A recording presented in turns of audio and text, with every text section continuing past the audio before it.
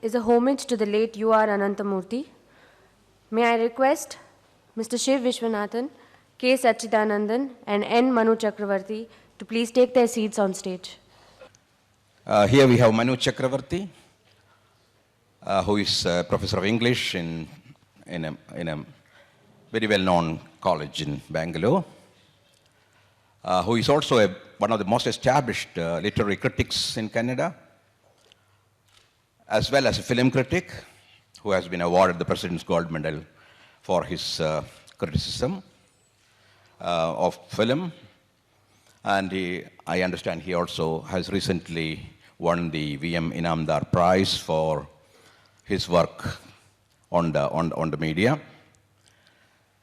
So he is a social critic, a film critic, a literary critic, and in every way equipped to speak authoritatively on the works of Ananthamurthy. Also, he has been a very intimate friend of Ananthamurthy for long.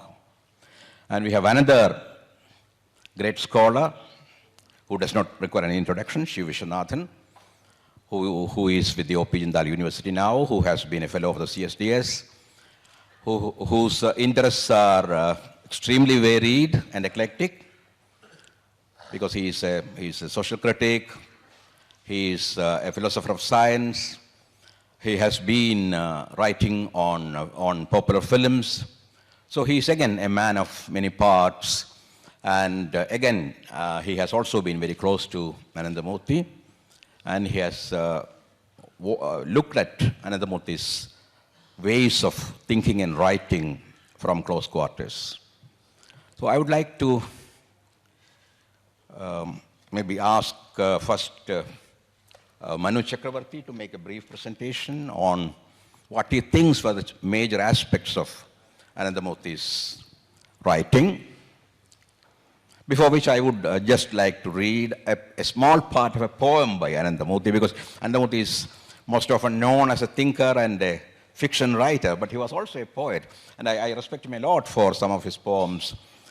Because I'm reading this part because it seems to, in some way, represent him and his memory for us. This is from a long poem called The Wrinkles on Grandpa's Shoulder. Toward the end of the poem, he makes a reference to a mango tree. He speaks about, roaming the trodden paths, sure to return home along a forest track. And towards the end, he speaks of a mango tree. These are the lines. There's a mango tree there of esoteric taste, of distinct essence, from which drops a fruit fragrant. After the squirrel, the bird, and the monkey eat whatever is left by fortune. After the squirrel, the bird, and the monkey eat their fill, whatever is left by fortune has been mine. The sweet fruit with a sour seed, a fruit fragrant like the camphor, a fruit that slips entirely from fist to mouth, a fruit that even now brings water to a fervid mouth, a fruit that had been sucked much. These are the memories, the wrinkles on my shoulder that I wish to carry. So in some way it sums up, his whole attitude to tradition, and this fruit, which is part sweet and part bitter, also seems to, in some way, represent the whole personality of one of the greatest writers of our time, like Ananthamurthy. I would like Manu maybe to say a few words about the various contradictions, the binaries that shape his thinking and writing, to which both of us will, in our own way, try to respond. Manu. Good morning, everybody. Now, I think the best tribute to Ananthamurthy, which is what would have pleased him, is to look at the problematic, the man as a problem and his ideas, creative processes as a big problem. And I think they were not personal problems. They were problems that this culture has always wrestled with, confronted. And I think it's very, very important that we have two people from different locations who have confronted these questions. So I would say the significance of Ananthamurthy lies in his unacceptability, that he was quite unacceptable, and that constitutes the difficulties, the crises of our times. So what I shall do is, I shall draw attention to his major preoccupations, contestations, confrontations, and ask two eminent people to respond to these from their own personal locations, because as a poet, as a thinker, and as a social science nomad who's increasingly becoming metaphorical these days, telling stories, I think this would be the best tribute to Ananthamurthy. Now, the first problem for Ananthamurthy, or those who encounter Ananthamurthy, is with tradition and traditional texts. In fact, if you turn to his works, you notice the textual authority. Text as a theory, as a philosophy, when put into practice, the ideas of the text. Now, Ananthamurthy always contested the textual authority. Now, this made him very unpopular. In fact, there was such hostility towards him by those who were uncritical in their relationships with texts. Second, but even as Ananthamurthy contested textual authority, theoretical authority in the name of Hinduism, of the Vedas, Upanishads, the biggest problem for him was that he did not reject ever the epistemology, the vision of the texts, including the Vedas, the Upanishads. Now, this created problems within the creative fold because radical, so-called radical progressive writers saw him as reactionary, status quoist, Brahminical. On one hand, he was anti-Brahminical, anti-Hindu. The other, he was Brahminical. Now, that's where he pitches. If you look at works like Samskara, for instance, that there is a rejection, outright rejection of the authority that comes from text, but never a rejection, in fact, quite a good endorsement of the epistemology or of the poetic vision of the ancient texts. Now, this was a major problem that he confronted and that haunted him within the creative traditions of Karnataka, and of course, activists and certainly traditionalists. Now, these are the crises of our times, that when you talk of the Vedas, Upanishads, or whatever ancient texts, you are seen as Brahminical.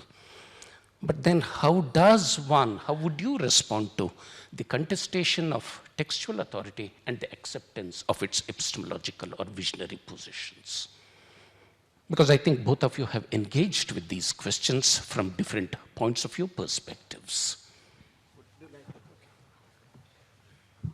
I must make a confession. I didn't read Ananthamurthy for most of our years of friendship. We were cafe bums. And I'm going to talk about him as a man who was one of the greatest gossips of the century. I think I can't pay a greater tribute to the man because to a certain extent, for him, gossip was the beginning of storytelling. And he said, if you want to understand gossip, you can't go to the front yards of an office. You got to go to the backyards of a house where women unravel with each other, tell stories. My storytelling begins with my grandmother's snuff box. See, text is important, but I think context is equally important. Here was a great storyteller and a man who saw a relation between storytelling and democracy. Which is why a man who was one of the greatest storytellers eventually had to conclude that there was no place for the storyteller in Modi's India. Text, context becomes the basis of my tribute to him. This man had a reverence for irreverence. 2 bottles of whiskey and socialism unraveled in a different way. Revolutions disintegrated before his literary eye. And that's really what I want to capture. A man who revered texts but could deconstruct them at a stroke of gossip.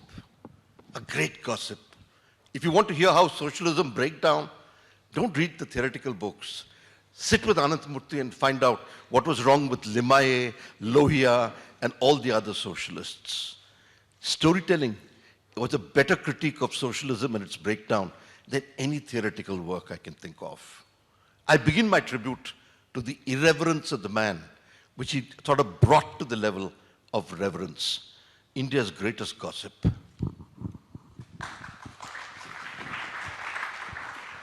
Yeah, I completely agree. I mean having known Ananthamurthy for maybe at least some 30 years, always, whenever we met, he had something to say about somebody, which would start off a conversation not exactly about those persons, but about the kind of engagements that those persons had, the kind of ideas that they put forward, and that would gradually develop into a mesh of, dialogues and ideas, and finally we together emerge, as two thinking beings who are discussing the present, discussing the issues of freedom, of a possible socialist future. And as Manu rightly said, he had these almost antinomial aspects about him, of being Brahminical on the one hand, because I still remember one of his conversations. We were flying together from Bangalore to Delhi, and he was very proud that on the one hand he was very proud that he was a Brahmin, because he said it is Brahmins who have preserved Indian culture.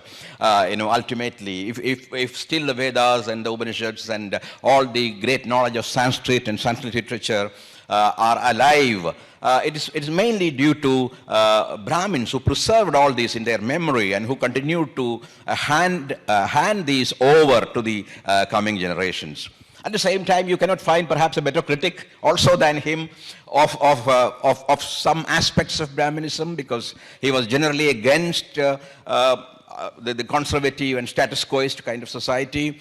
And he, in his personal life as well as his ideas, he continued to the very end to oppose certain fundamentalist forces which are trying perhaps to destroy what he thought was the essential and lasting ideas of the kind of Hinduism that he would perhaps uphold. And in fact, I remember my last meeting with him was just a month before he passed away.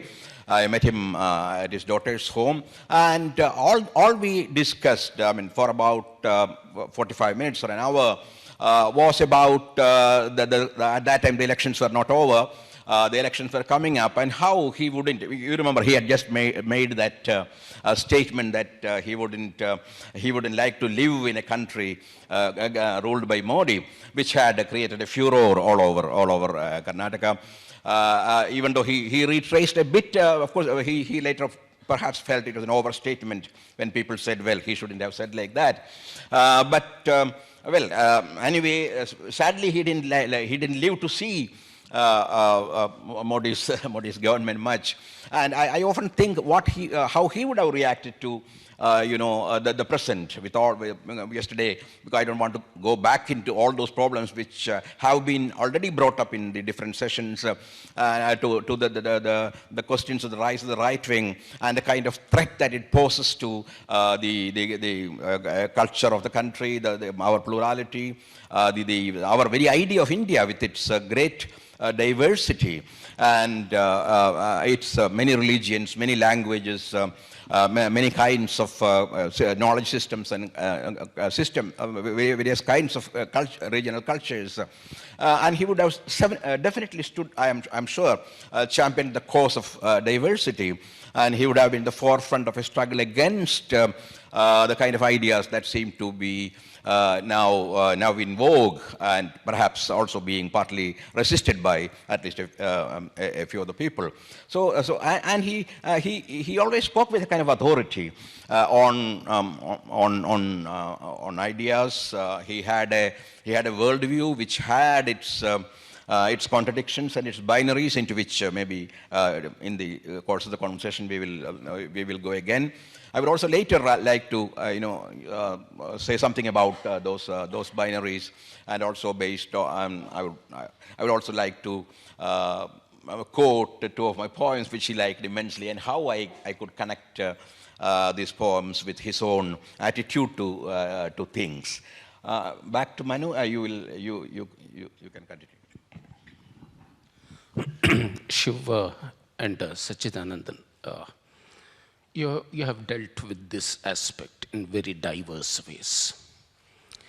Now, the other major problem that Ananthamurthy always tackled deep within himself and his creative works now takes us back to the whole struggle between Gandhi and Ambedkar.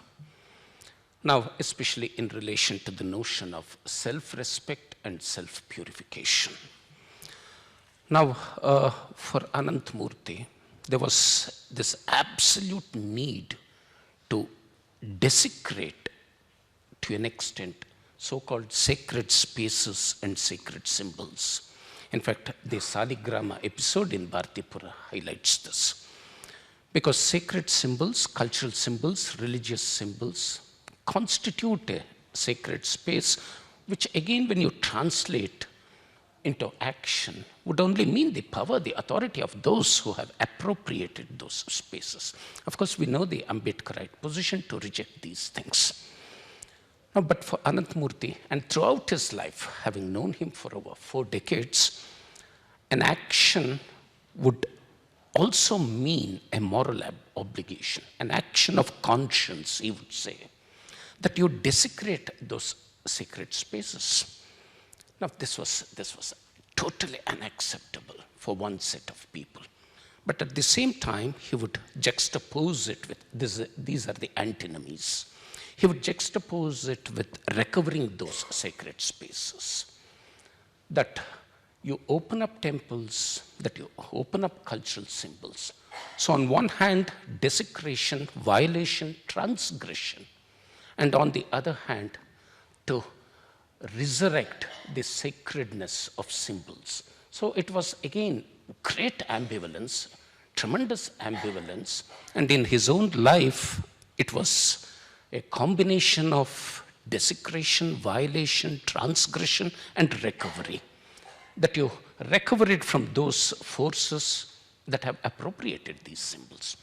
Again, you will see pseudo-secularist, reactionary, and a failed revolutionary. But I think I would like you to respond and extrapolate from these things and say, these are the crises we continue to handle, and you have always been addressing these things.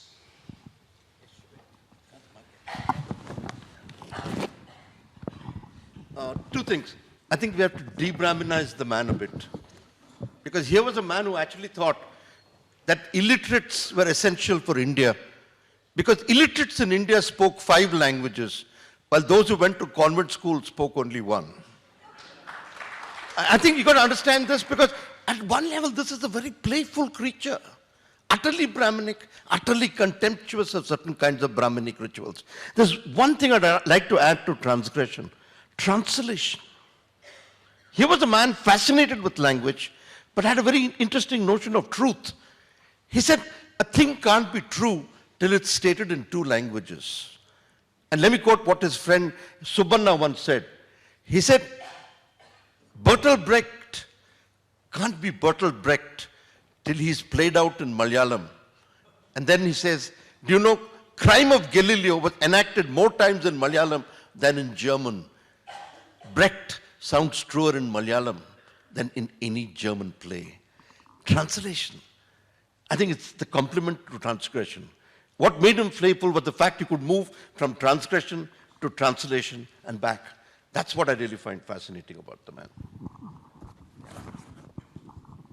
Yeah, it's true, and I've heard him often say repeatedly that a rickshawala in Hyderabad would know many more languages than many of the scholars teaching in the colleges. Many of the scholars teaching in the colleges and the universities.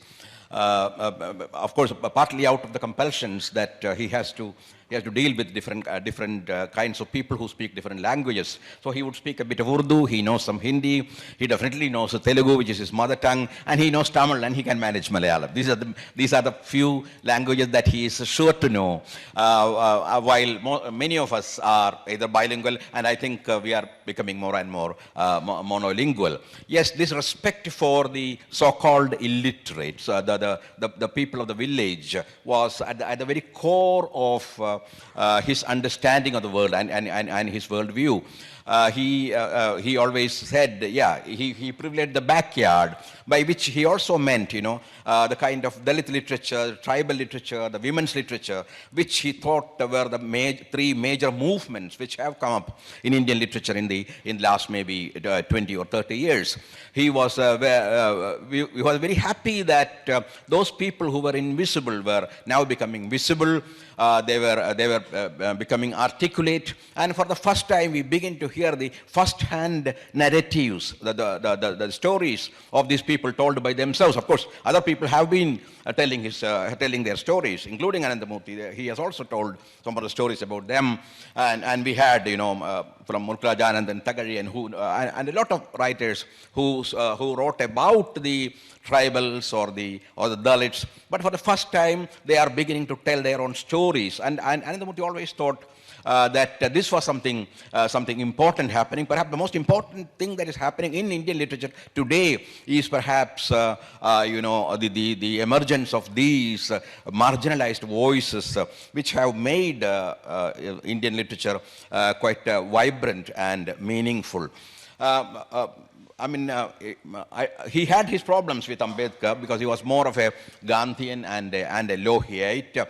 But I think at least at one point he was with Ambedkar in the fact that the marginalized should come to the center, and only then our democracy will become completely kind of democracy where the voices of these unknown and mostly nameless people begin to be heard. That's a faith that he shared very much with Ambedkar, even though he was perhaps not a statist like Ambedkar was, because Gandhi was more of an anarchist compared to Ambedkar, while Ambedkar believed that the state would perhaps be the initiator of all kinds of reforms and would finally emancipate the Dalits. That is one way. That is one way I look at Gandhi and Ambedkar.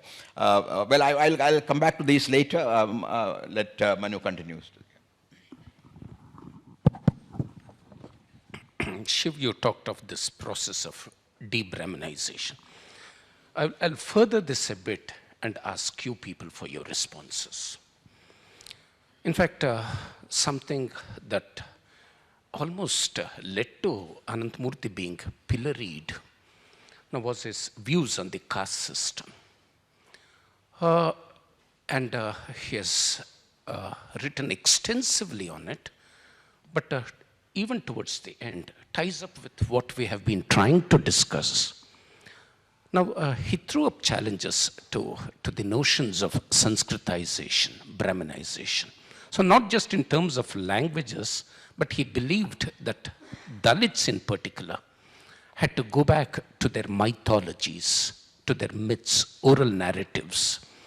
Now, when Ananthamurthy made this statement during the mid-70s, the Dalits were furious, angry, because they believed that he was pushing them back to a very dark past. But the point is, now this is the very important contribution and a problematic, which Karnataka in particular continues to face. But very significant writers from within the Dalit community, people like, to mention two big names, Siddlingaya and Devanur Mahadeva, the remarkable texts, they begin to see the wisdom of Ananthamurthy. So more and more Dalit narratives have started coming up, returning to mythologies, oral narratives, quite often that look like those narratives that look like dehistoricized, ahistorical, apolitical texts. Now this was not just about Dalits, but it was also a cultural statement that he was making, that in these days of standardization, globalization, call it whatever, now we had to fight singularity and then turn to pluralities. So it was not just with particular reference to the Dalits, but I think larger cultural statements. And today's piece that I read about the barber shop or whatever that you have written, now I think you're very, very seriously engaged with these questions. Your response, Shiv. Actually, I'm reminded of another great gossip. And because Ananthamurthy was never a single, there's always a group of people around him. And my other favorite is A.K. Ramanujan. And Ananthamurthy, in fact, quotes a story of A.K. Ramanujan, which exemplifies what you're saying. Shiv, just a second. You could also bring in our very dear friend, D.R. Nagaraj, especially in the flaming field. I'm planning to, but I thought let me unleash one name at a time. I think this was the time where everyone was debating the 300 Ramayans. And at that point, Ananthamurthy has this brilliant story from Ramanujan, where Sita is discussing with Ram, and Ram says, your feet are tender, you're too aristocratic to go into exile. And Sita says, look, in every other Ramayana I've read, Sita goes to the forest. You have to let me go, because the other text says so. This intertextuality is a part of that diversity. But, when we're speaking of voice, let's remember silence. Because Ananthamurthy saw everything through the language, the lenses of language. But I think one of the greatest acts of genocide in Indian history is the official description of language. A language only exists if it has a script. Once you have this official definition, we erased 1,500 oral languages in one day. The silencing of the tribal is something that we have to look at. The emphasis on Dalit I can understand as voice, but the tribal silence haunts, and this is something that, in a way, it was being brought out yesterday. The disappearance of languages.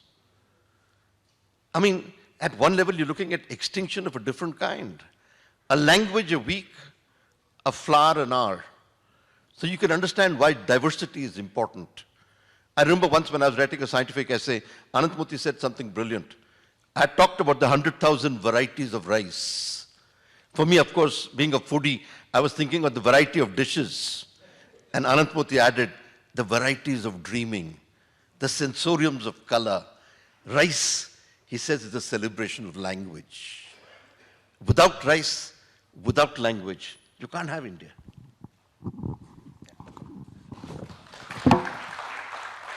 Indeed, Ananthamurthy was a champion of Indian languages. And he had problems with even Indian writing in English. Sometimes we argued over that. He did not completely approve of Indian writing in English. He believed to the very end that it is impossible to express the textures of Indian life, the intimate kinds of, and the subtle aspects of Indian life in a language like English, which standardizes experience in order to capture the precise nuance and the texture of everyday life that an Indian, especially a villager, lives. You need to write in the languages, perhaps not only languages but dialects, because his own mother tongue was actually Tulu. And so he championed these languages which were not even in the 8th schedule. He once declared that this 8th schedule is a constitution, is a travesty of linguistic equality and justice, and we should remove the 8th schedule. And because after all, we have never defined the difference between a language and a dialect. Linguists keep doing that. And he would often say that a dialect becomes a language when it has a political party and an army of its own. So this is perhaps the difference between a dialect and a language. And so he championed not only languages, what we call languages, but also the various kinds of dialects, the hundreds of dialectal variations that Indians constantly use in their everyday life. And when you spoke about this Ramayana story, I remember another Ramayana story which also he used to quote. It is about this plurality when all those controversies were going on about the 300 Ramayanas, that how, when Hanuman and Ram and the rishis were sitting together, his advisors were sitting together, the Rama's ring fell down and it disappeared through a hole. It went into the netherworld, and Rama asked Hanuman, who could become as small or as big as he wanted,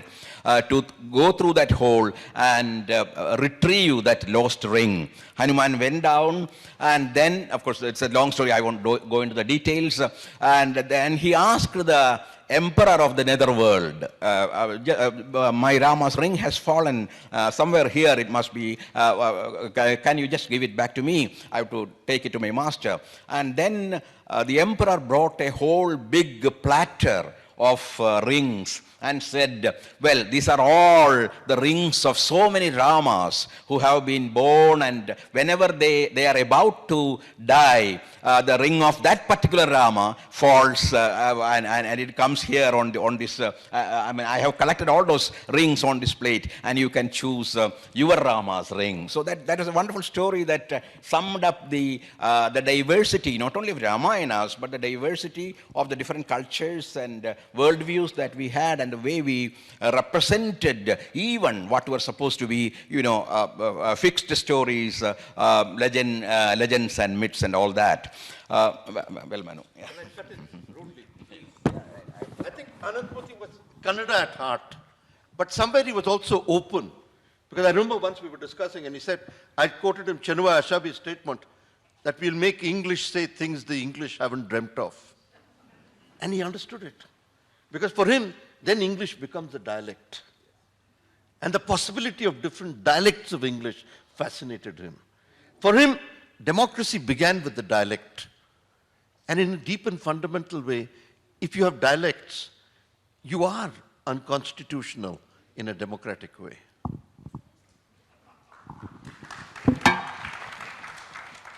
I think we'll further it a bit. Now, in fact, one of the very, very important texts that came out 2 decades ago, Subarna's text, was about a 11th century text, Kaviraja Marga, Sri Vijaya. In fact, Sri Vijaya talks of the Kannada expression is that Kannada is in the Jagat, the world, and the Jagat moves into Kannada, and Kannada moves out. So this is the Kannada consciousness, the Kannada cosmos. It's very important because when he talked of Kannada, there was no parochialism, but the clear understanding that the local, the specific, the particular. Now these constituted a certain kind of universality, that there could be no understanding idea of the universal without being deeply rooted. But very importantly, Ananthamurthy also argued, drawing from K.V. Subarna, that it does not quite mean, and that's another great contradiction, that when you talk of orality, when you talk of the oral traditions, so he runs into another problem saying that these are people historically located, that there are sites of history. And what do you do with people even as you uphold orality in a philosophical sense, in a creative sense? You have to come to terms with leading to the problems created, as you quite rightly pointed out, of the realities of existence, especially in terms of languages and cultures as state policies, the cultural policies, educational policies of the state. And this leads us to raise very important questions about, I will turn to it later, about nation-state nationalism. And one last comment. In the 80s, when the Gokak agitation took place in Karnataka, everybody ran after Karnataka, Kannada, Karnataka, Kannada. Almost like saying that Karnataka is Kannada, Kannada is Karnataka. It was only Ananthamurthy who defied everybody and said that we must have a plurality of languages, universes, multiverse of languages. Now, just asking you to further this a bit. Of course, she will speak. No, because he situated it in the that, context of the nation and nationalism. No, I would just, Jatin, and just have a sentence that, when he was asked to frame an educational policy for Karnataka, even though he was not very much for English writing and all that, he said the students should be taught English from the very nursery classes along with Kannada, so that they are no more afraid of English language, and they don't think that English is something superior to the Indian languages, as many people seem to think. Well, now you can speak, and then I'll come. No, I just want to add one thing. I think the importance of memory and the fact that sometimes the person becomes the text. And he gave a fascinating example of, he said, 3 women who became the mnemonics of an age. He first talked about Medha Patkar, then Teesta Setalvad, and then Aruna Roy. He said each of them embodies the memory of a struggle, the story of suffering, and in that each becomes witness to memory, to a Narmada battle which has been forgotten, to the communal riots of 2002 which have been effaced, and to the battle of Dalits and tribals, which hasn't been told. So in fact, he sees each one of these as a failure of storytelling. Development, in fact, is a failure of storytelling because we destroy the memories that we're talking about. Development threatens the storyteller. So does the nation state. And I think that is the question we have to confront in the final round of discussions.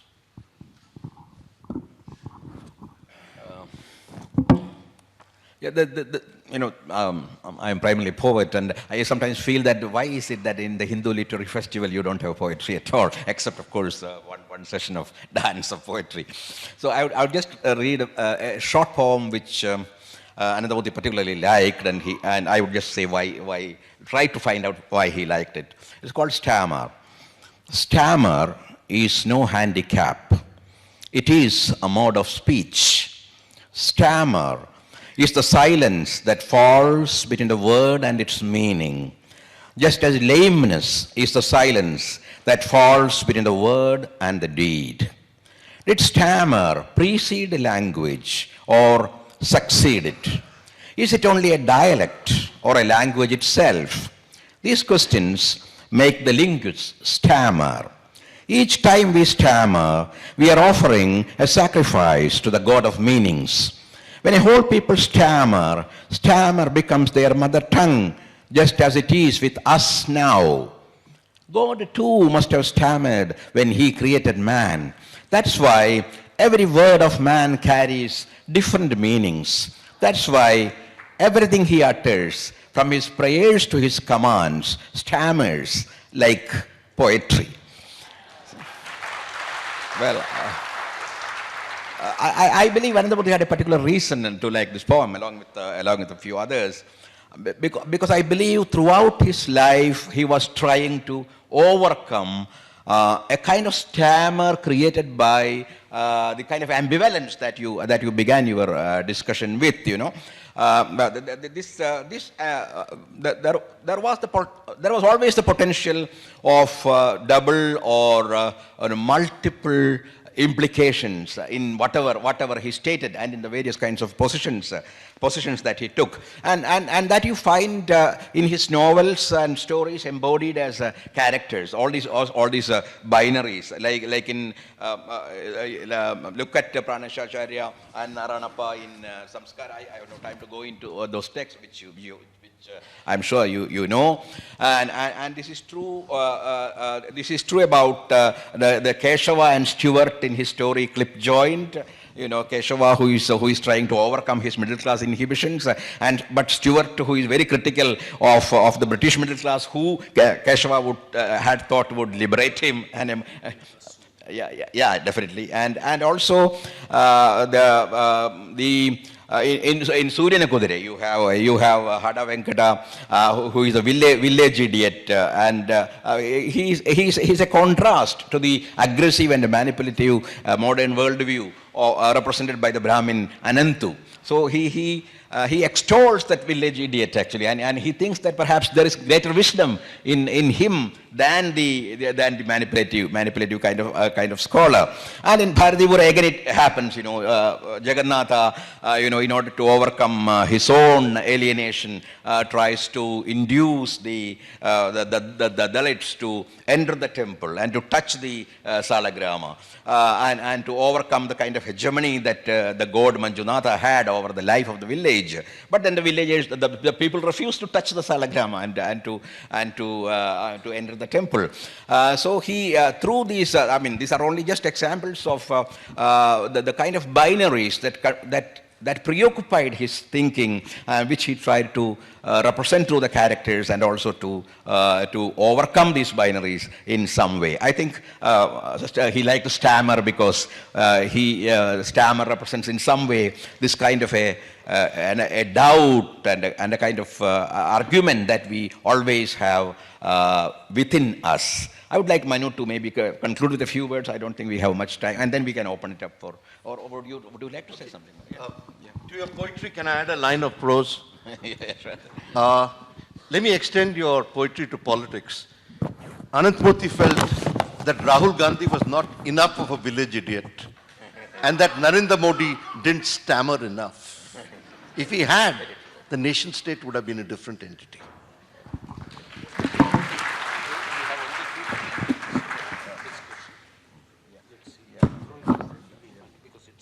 Okay, in that case, shall we just open it up in case, or would you wrap up? There are no questions. Well, to continue from the last point Shiv made, this was his last text in Kannada, Hindutva or Hinswaraj, written when he was undergoing dialysis. In fact, it was a dictation. Again, he died not with the written tradition, but with the oral tradition. So Savarkar and Gandhi, Gandhi and Tagore.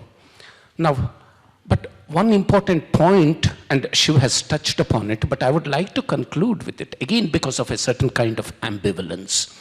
Tribals, artisan communities, Shiv calls it ecocide, was one phase of development. But Ananthamurthy was very deeply aware of the fact, and this stayed with him throughout, that there are still minority communities, marginalized communities, oppressed communities, who do need modernity, modern technology, modern economic systems to overcome their own erasure, possible erasure. Now, I think we are looking at the dilemmas of a man who did not look for solutions, but who was only struggling with moral dilemmas to arrive at historical alternatives, never at a final position. And I think this created the whole set of problems he faced as a human being, as a writer, as a thinker. And these are part of his creative processes, that he was so ambiguous, ambivalent, and said, you cannot choose between one set, you cannot say totally anti-modern, you cannot be pro-modern. And I think he died with this engagement. And therefore, his significance is because of the problem that he was and the problems he encountered. Thank you. Yes, I think that is a wonderful remark, because he was a great critic of colonial modernity. He was equally a critic of tradition, and he tried to find some kind of a balance in that border region between modernity and tradition. And perhaps that is the site from where a lot of questions could well be asked. We have a few minutes for some questions or brief comments. Thank you. Hello, sir.